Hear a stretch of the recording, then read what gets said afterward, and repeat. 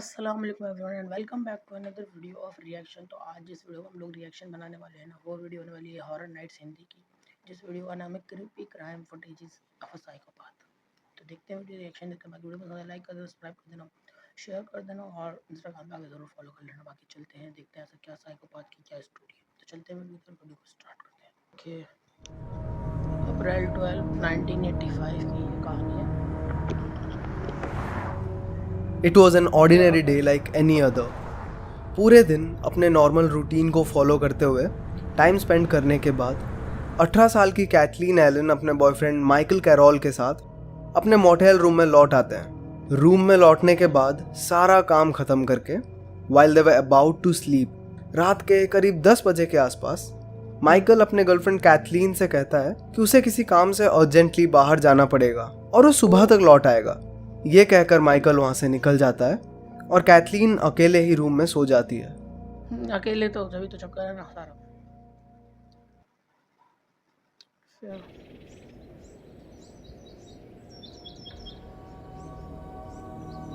सुबह हो जाती है और अब तक माइकल का कोई भी अता पता नहीं है, पर इस बारे में कैथलीन कुछ भी ओवरथिंक नहीं करती और अपने रोजमर्रा की जिंदगी में अपने डे टू डे वर्क में बिजी हो जाती है। बट सिचुएशन तब सीरियस हो जाती है जब अगले 3 दिन तक माइकल की कोई भी खबर नहीं मिलती। कैथलीन को चिंता हो रही होती है। हाउएवर 3 दिन बाद कैथलीन जब काम पे होती है तब उसे एक अननोन नंबर से कॉल आता है। इस कॉल पर एक आदमी कैथलीन से कहता है कि उसे पता है कि माइकल कहाँ पर है। इनफैक्ट वो कैथलीन से कहता है कि माइकल किसी तरह के एक शूटिंग में इन्वॉल्व था एंड इस वजह से वो घर वापस नहीं आ सकता। कैथलीन को ये फोन कॉल और ये खबर चौंका देती है।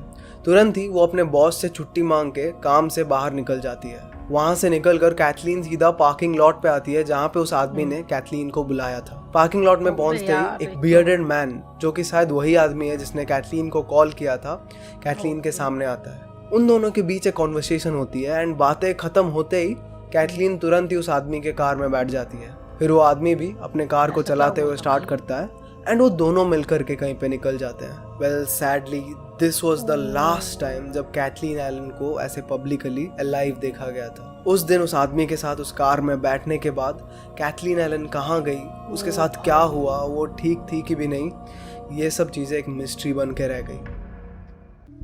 उस दिन उस कार में बैठ के उस आदमी के साथ कैथलीन एलन कहाँ गई, उसके साथ क्या हुआ, ये सारे सवाल हमारे दिमाग में आ रहे होंगे। बट इससे भी ज्यादा इंपॉर्टेंट एक और सवाल ये है कि आखिर वो आदमी कौन था। Who was that bearded man जिसने कैथलीन को कॉल किया, उसको अपने बॉयफ्रेंड के बारे में बताया एंड कैथलीन को अपने साथ लेकर चला गया। Who was that man? जो आदमी उस दिन कैथलीन एलन को अपने साथ लेकर चला गया था, he was a man named Leonard lake.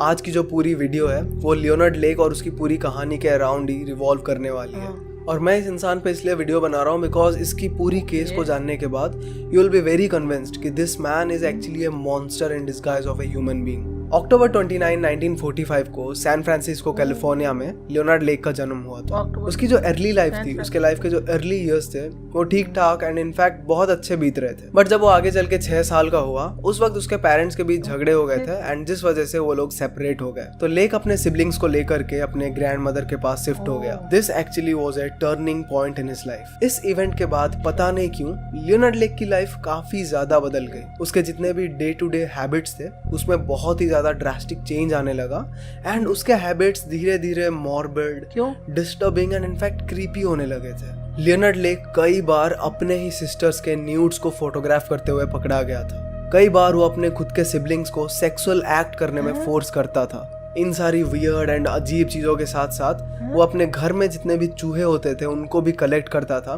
And उन चूहों को वो टॉर्चर करके उनको पेन देता था। कभी कभार उनको एसिड में एंड केमिकल्स में डिसॉल्व करके मारता था। And the creepiest thing about all of this is कि लियोनार्ड लेक की ग्रैंड मदर कभी कभार उसको पकड़ लेती थी ये सारी अजीब चीजें करते हुए एंड उसको पकड़ने के बाद भी उसको पनिश करने के या फिर उसको रोकने के बजाय उसकी ग्रैंड मदर कभी कभार कुछ नहीं बोलती थी और चुपचाप इन सब चीजों को देखती थी। एंड बहुत बार ऐसा भी होता था कि लेक की ग्रैंड मदर उसको ये सब चीजें करने के लिए एनकरेज भी करती थी। यानी कि जब भी लेक इस तरह की अजीब चीजें करता था, ऐसी बिज़ार हरकतें करता था, तो कोई उसको रोकता नहीं था। उसका पास्ट भी बहुत ज़्यादा ब्रोकन था, बहुत ज़्यादा डिस्टर्ब था और इन्हीं सब चीज़ों के वजह से, इसी पास्ट के वजह से आगे चल करके लियोनार्ड लेक की जितनी भी मॉर्बिड फैसिनेशंस थी वो बढ़ती ही चली गई।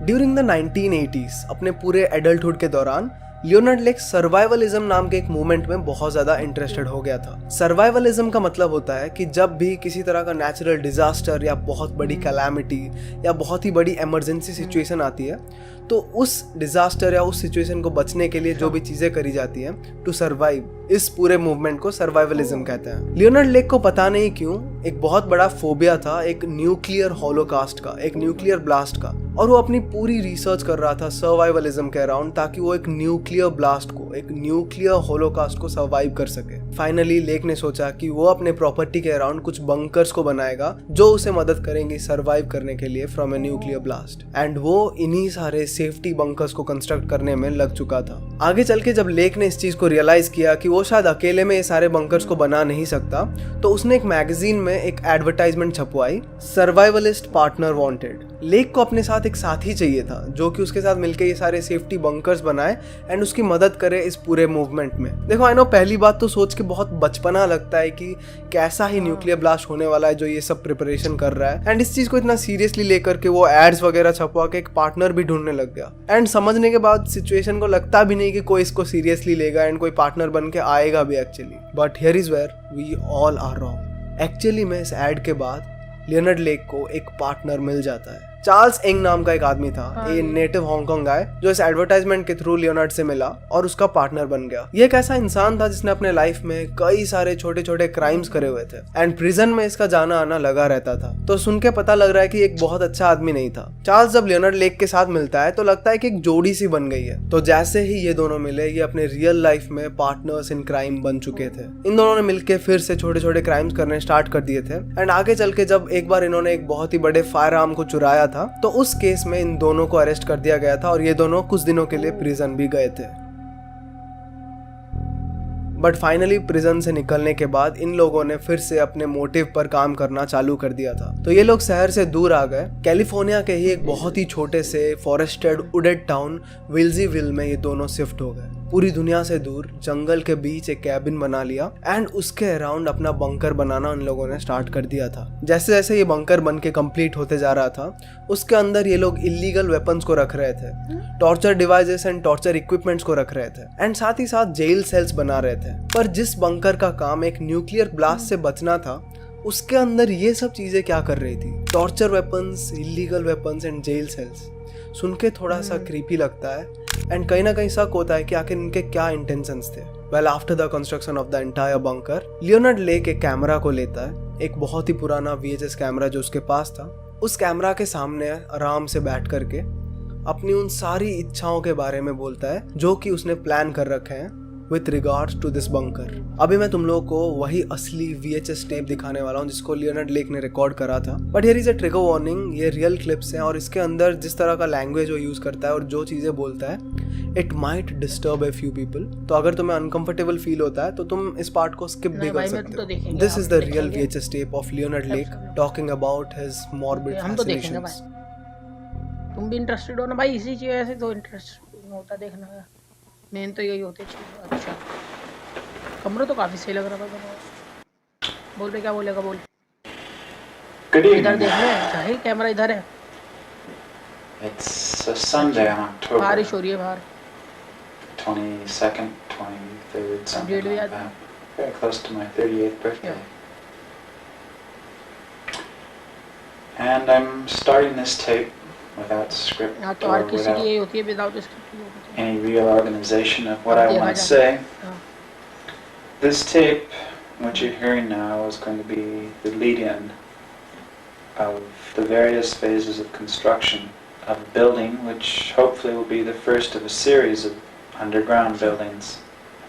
The main emphasis of the building, the whole justification for its expense and its effort, will be a hidden portion of it, a secret room, if we can call it that will house a cell, a jail cell, if you will.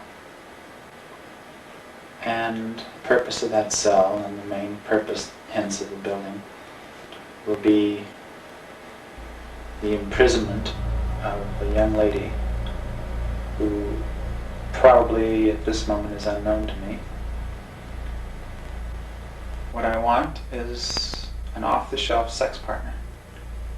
I want to be able to use a woman whenever and however I want. And when I'm tired or satiated or bored or not interested, I simply want to put her away, lock her up in a little room, get her out of my sight, out of my life. The advantages of such a situation are, of course, obvious and even beyond sexual. Such a woman, totally enslaved, would be useful for the mundane chores that I have to do but I'm not particularly interested in doing. Clean house, washing dishes, etc. Slave, there's no way around it. Primarily a sexual slave, but physical slave as well. Leonard lake ने काफ़ी clearly सारी चीज़ों को mention कर दिया था। इस bunker का यूज सिर्फ सर्वाइवलिज्म के लिए नहीं था, वो तो बस एक बहाना था या फिर एक छोटा सा यूज था। एक्चुअल में इन बंकर्स के पीछे काफी क्रीपी और सिनिस्टर इंटेंशंस थे। They were very much interested in kidnapping and capturing innocent people. उनका प्लान था कि वो बाहर जाकर के शहरों से इनोसेंट लोगों को, इनोसेंट विक्टिम्स को किडनैप करके लेके आएंगे और उनको इन्हीं बंकर्स के अंदर इम्प्रिजन करके रखेंगे और अपना स्लेव बनाएंगे। इन लोगों को, स्पेशली लड़कियों को वहाँ पे ला करके वो लोग अपनी फिजिकल एंड सेक्सुअल नीड्स को फुलफिल करेंगे एंड साथ ही साथ उनसे सारा काम कराएंगे, just like a sex slave. तो इस बंकर के कंस्ट्रक्शन के कंप्लीट होने के बाद वो लोग अपने इस प्लान को एग्जीक्यूट करने में लग जाते हैं। अगले कुछ सालों तक ये लोग ऐसे ही इनोसेंट लोगों को फंसा करके इन विक्टिम्स को उन बंकर्स में ला करके उनको इम्प्रिजन करके रखते हैं, उनको अपना स्लेव बनाते हैं, उनसे सारा काम कराते हैं एंड अपनी फिजिकल एंड सेक्सुअल नीड्स भी फुलफिल कराते हैं। फिर जब उनका इन चीजों से भी मन नहीं भरता तो उन विक्टिम्स के साथ बहुत बुरी चीजें करते हैं। ये लोग टॉर्चर इक्विपमेंट्स के मदद से उन विक्टिम्स को टॉर्चर करते हैं, उनको फिजिकली एंड सेक्सुअली असॉल्ट करते हैं एंड फाइनली जब इनका मन भर जाता है तो एट द एंड काफी ब्रूटली उन लोगों को मार भी देते हैं। And the most creepy thing about the entire case is कि उस बंकर में जितने भी रूम्स थे, इंक्लूडिंग द टॉर्चर रूम्स, उन सारे रूम्स में कैमरास इंस्टॉल्ड थे। तो जब ये दोनों अपने विक्टिम्स को काफी ब्रूटली टॉर्चर कर रहे थे एंड उनका मर्डर कर रहे थे, the entire process was being recorded in those VHS tapes and here is a clip of one of their victims. If you go along with this, cooperate with this, we'll be as nice as we can to you within the limits of keeping you prisoner. If you don't go along with this, we'll probably take you into the bed, tie you down, rape you, shoot you and bury you. So my lady, time's up. Make your choice. I want to be available. That's all we wanted to hear. While you're here, we'll keep you busy. You'll wash for us, you'll clean for us, cook for us, you'll cook for us. That's your choice in a nutshell. It's not much of a choice. Not much of choice. अच्छा. Unless you've got death wish. No, I don't check.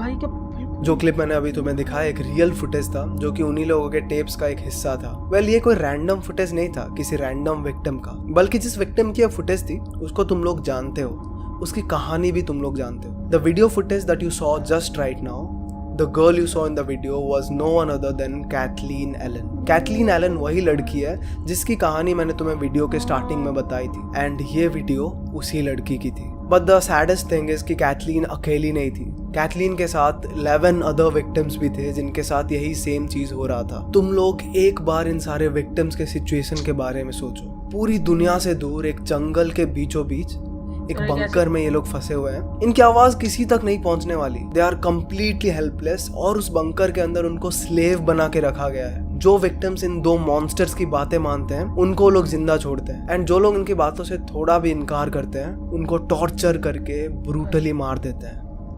क्या ये तो जो जानवर से बदतर लोग थे दोनों। For Monday, February 15th. Hi, I'm Kyle Kraska. It's being called the creepiest crime scene in America. A remote cabin where cops say some of the most gruesome serial killings in California history took place. Well, now Ed Miller's giving you an exclusive and very disturbing look inside this house of मतलब horrors. किसी ने पता लगा लिया। First, they were kidnapped, then robbed, raped, and killed. 12 innocent victims.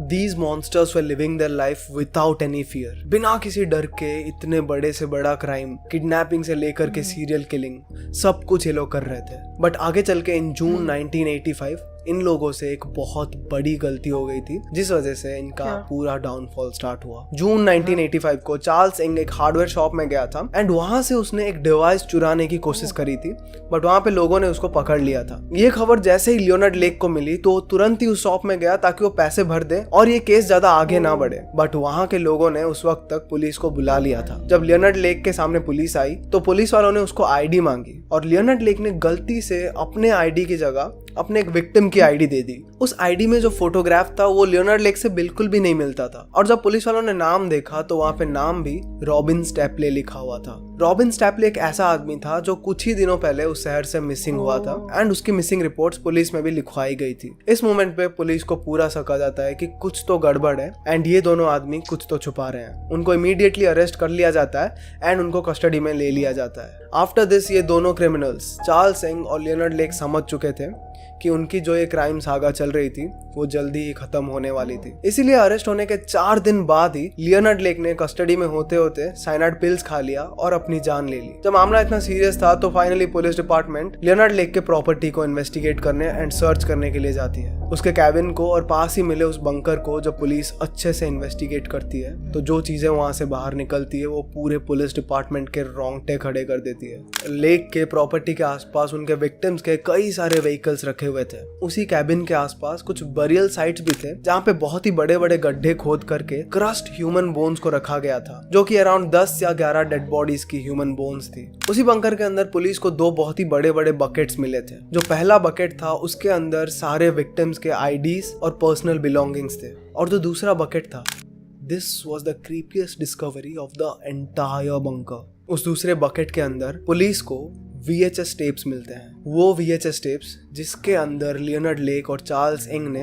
अपने victims के सारे torture and killings को रिकॉर्ड करा था. The whole situation was nothing less than a crime scene movie. The videos that were recorded in the VHS tapes were very disturbing, जिनको police department के लिए भी देख पाना बहुत ज़्यादा मुश्किल था. स्टेप बाय स्टेप सभी विक्टिम्स के टॉर्चर प्रोसेसेस को एंड किलिंग प्रोसेसेस को काफ़ी क्लियरली रिकॉर्ड किया गया था. पुलिस डिपार्टमेंट कहती है कि उनके इन्वेस्टिगेशन के हिस्ट्री में this was one of the most disturbing piece of media जो उन्होंने आज तक कभी देखा था. एंड इसको देखने के बाद कई सारे पुलिस ऑफिसर्स को थेरेपी भी लेनी पड़ गई थी just to fix the mental health. Finally Charles Ng जो कि जिंदा था उस पर 12 फर्स्ट डिग्री मर्डर के चार्जेस लगे एंड वो अपनी पूरी जिंदगी प्रिजन सेल के अंदर ही बिताएगा.